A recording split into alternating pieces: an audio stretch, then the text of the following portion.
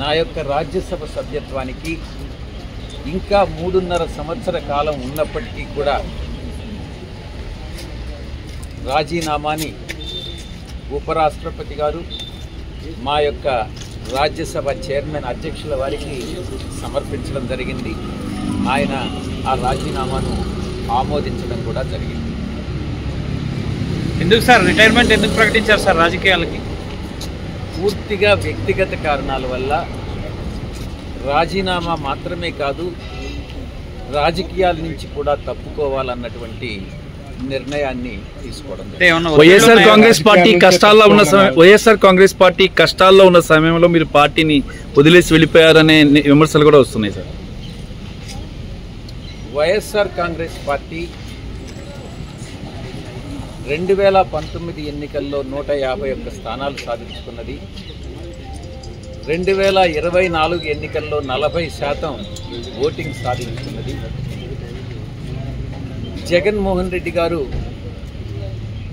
అత్యంత ప్రజాదరణ కలిగినటువంటి నాయకులు. నాలాంటి వాళ్ళు ఈరోజు అబద్ధాలు చెప్పలేదు. ఒక హిందూ ధర్మాన్ని నమ్మినటువంటి వ్యక్తిగా, వెంకటేశ్వర స్వామిని నమ్ముకున్నటువంటి వ్యక్తిగా నేను అబద్ధాలు చెప్తాను అని చెప్పను.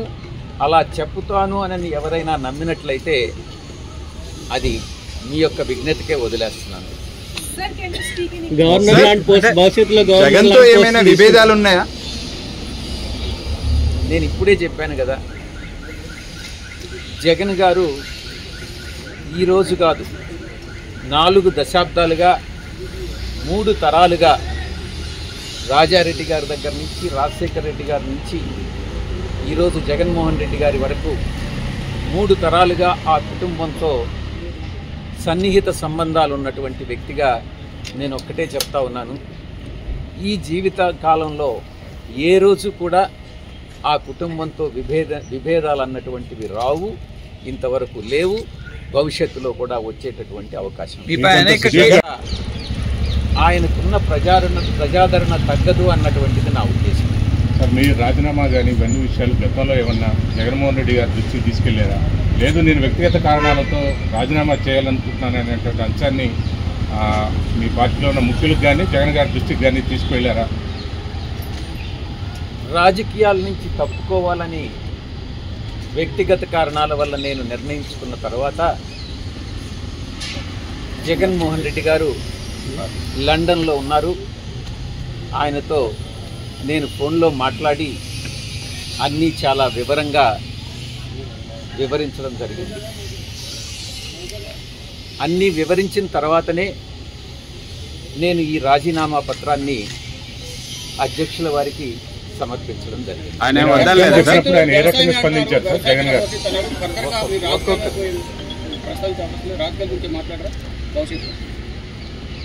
భవిష్యత్తులో ఒక్కసారి రాజకీయాల నుంచి తప్పుకున్న తర్వాత రాజకీయాల గురించి మాట్లాడడం అన్నటువంటిది సమంజసం కాదేమోనని నా ఉద్దేశం. పార్టీ ప్రాథమిక సభ్యత్వానికి కూడా రాజీనామా చేశారు.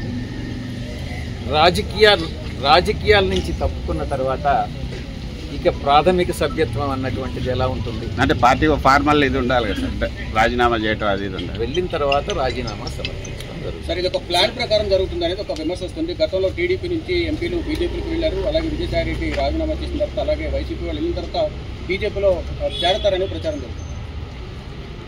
నేను బీజేపీలో చేస్తాను. గతంలో ఏదైతే టీడీపీ వాళ్ళు మీరు కూడా బీజేపీలో ముందు వైసీపీ ఎంపీలు రాజీనామా చేశారు. ఆయనకు బీజేపీ టికెట్ మళ్ళీ బీజేపీ ఆయన ప్లేస్ ని రీప్లేస్ చేసింది, ఆయనకే ఇచ్చింది. అంటే బీజేపీ ప్రభావం ఉంది మీ మీద. మీకు కూడా అట్లాంటిది వస్తుంది అనేది చర్చ నడుస్తుంది. నా సుదీర్ఘ రాజకీయ జీవితంలో కేసులు, సో ఈ కేసులకు సంబంధించినటువంటి వ్యవహారంలో బీజేపీ కానీ ఇతర పార్టీల నుంచి వస్తున్నటువంటి ఒత్తిడి వల్ల ఇటువంటి నిర్ణయం తీసుకున్నారనేటువంటి చర్చ కూడా జరుగుతుంది. ఏ అక్రమ ఆస్తుల కేసు? జగన్కి సంబంధించినటువంటి ఎప్పటి కేసులు? పాత కేసులు. పాత కేసులు అన్నటువంటివి గతంలో కానీ వెళ్తే 2011వ సంవత్సరం ఆగస్టు 10వ తారీఖున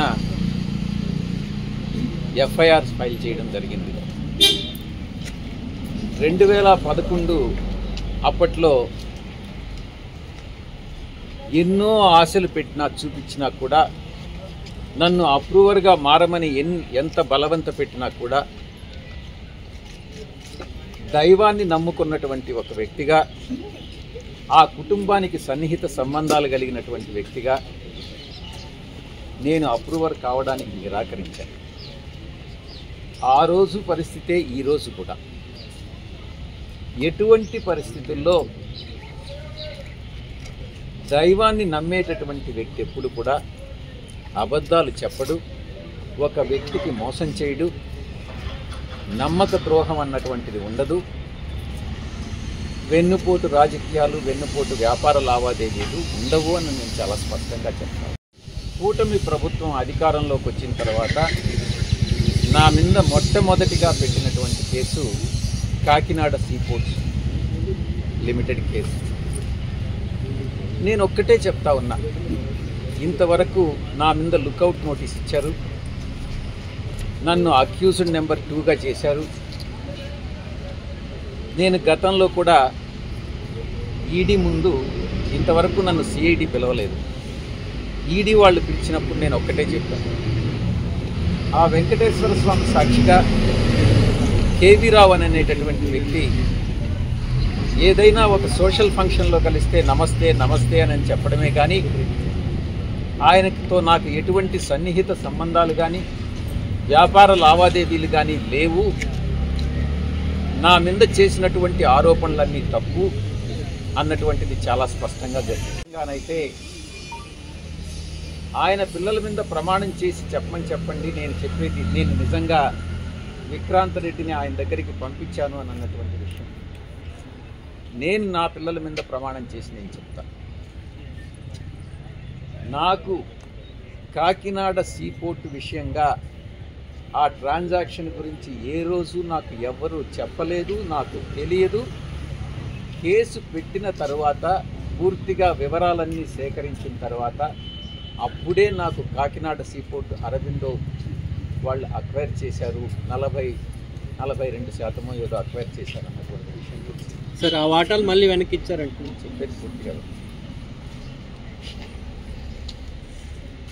విక్రాంత్ రెడ్డి అనే అతను నాకున్న పరిచయం చాలా చుట్టి పిల్లవాడు. ఎక్కడైనా కనపడితే ఎలా ఉన్నావు విక్రాంత్ అంటే ఎలా ఉన్నావు అన్నటువంటిదే కానీ విక్రాంత్ రెడ్డి నాకన్నా ఎక్కువ పరిచయాలు ఉండేటటువంటి వ్యక్తి. నేను అతన్ని కేవీ రావుకి ఇంట్రడ్యూస్ చేయాల్సినటువంటి అవసరం లేదు. మొట్టమొదటిగా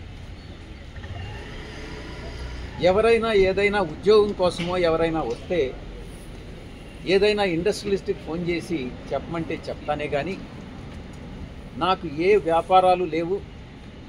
నేను పూర్తిగా 24 గంటలు 365 రోజులు పార్టీ కోసంగా నేను పనిచేసే కానీ రాజకీయాల్లో ఉన్నానే కానీ నాకు ఎటువంటి వ్యాపారం లేదు. నేను దేంట్లోనూ భాగస్వామిని కాదు. మరొక ముఖ్యమైనటువంటి విషయం, కొన్ని పత్రికలు కానీ కొన్ని ఛానల్స్ కానీ నేను చూస్తూ ఉన్నాను నిన్నటి నుంచి ఈ కాకినాడ సీపోర్టు విషయంగా ఈ యొక్క రాజీనామాకు లింక్ చేసి ఎక్కడో అది జగన్ గారికి తగిలింది కాబట్టి విజయసాయిరెడ్డి రాజీనామా చేస్తున్నాడు అన్నటువంటి విషయాన్ని కొన్ని ఛానల్స్ చెప్తా వస్తా ఉన్నాయి. నేను ఒక్కటే చెప్తా ఉన్నా, మా బియ్యంకుడు నా క్లాస్మేట్ బీకామ్. ఆ తర్వాత ఆయన వ్యాపార రంగంలోకి వెళ్ళిపోయాడు, నేను సిఏ చార్టెడ్ అకౌంటెంట్గా వెళ్ళిపోయాను. తర్వాత మళ్ళీ తిరిగి కలుసుకున్నది నా కూతుర్ని ఆయన కొడుక్కి సంబంధం చేసుకున్న తర్వాత. ప్రమాణం చేసి చెప్తా ఉన్నా, ఆయన వ్యాపార లావాదేవీలు ఏది కూడా నాతో ఏ రోజు డిస్కస్ చేయరు. వాళ్ళకి ఎన్ని ఫార్మా యూనిట్స్ ఉన్నాయన్నటువంటి విషయం కూడా నాకు తెలియదు. ఎందుకంటే కుటుంబ వ్యవహారాలు సక్రమంగా ఉండాలి అని అంటే ఆర్థిక వ్యాపార లావాదేవీలు ఉండకూడదు అన్నటువంటి విషయం నేను బలంగా నమ్ముతాను. వాళ్ళు ఏం చేస్తున్నారు, వాళ్ళ వ్యాపారం ఏంటి, దాంట్లో జోక్యం చేసుకోవడం అన్నటువంటిది మంచిది కాదు అన్నటువంటి ఒకే ఒక సిద్ధాంతంతో నేను ఏ రోజు కూడా భగవంతుడి సాక్షిగా చెప్తున్నాను, వాళ్ళ వ్యాపారాల గురించి నాకు తెలియదు, తెలుసుకోదలుచుకోలేదు, భవిష్యత్తులో కూడా నేను జోక్యం చేసుకోను.